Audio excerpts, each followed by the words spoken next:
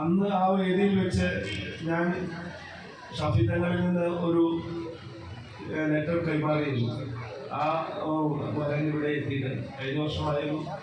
അത് ആ ദിവസമായിരുന്നു അന്ന് വന്ന് ഈ വിവാഹം ഏറ്റെടുക്കണമെന്ന് പറഞ്ഞിരുന്നു. ഷാഫി തങ്ങളുടെ ഒരു വാക്ക് മാത്രമാണ് എനിക്ക് നിങ്ങളോട് പറയാനുള്ളത്. നമ്മളെല്ലാവരും തന്നെ സഹോദരന്മാരാണ്.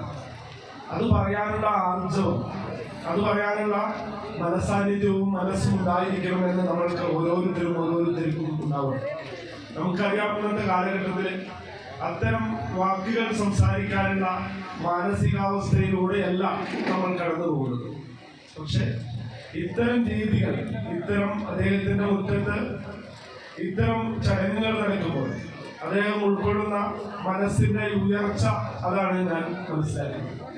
ഷാഫി തങ്ങൾ പറഞ്ഞ പോലെ തന്നെ കഴിഞ്ഞ പ്രാവശ്യം ഞാൻ ഇവിടെ വന്നപ്പോൾ ഞാൻ വരുമ്പോൾ വിചാരിച്ചിരുന്നത് വലിയ കൊട്ടാരം പോലത്തെ വീടിന്റെ മുറ്റത്താണ് ഈ സമൂഹ വിവാഹം നടക്കുന്നത് എന്നാണ് ഞാൻ വിചാരിച്ചിട്ടാണ് ഇവിടെ വന്നത്. പക്ഷെ ഷാഫി തങ്ങളോട് ഞാൻ പറഞ്ഞു, ഈ വീട് എന്താണ് ഇങ്ങനെ.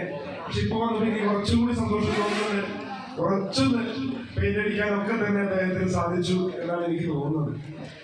നമുക്ക് പറയാനുള്ളത്, എന്നെ സംബന്ധിച്ചിടത്തോളം ഞാൻ ധാരാളം വർഷങ്ങളായി സർവീസിലുണ്ടായിട്ട്, പക്ഷെ ഇത്തരം ചടങ്ങുകളിൽ ഉണ്ടാകുന്ന ആ മനസ്സിന് സന്തോഷങ്ങളൊന്നും തന്നെ മറ്റൊരു ചടങ്ങിലും എനിക്ക് ലഭിക്കാറില്ല.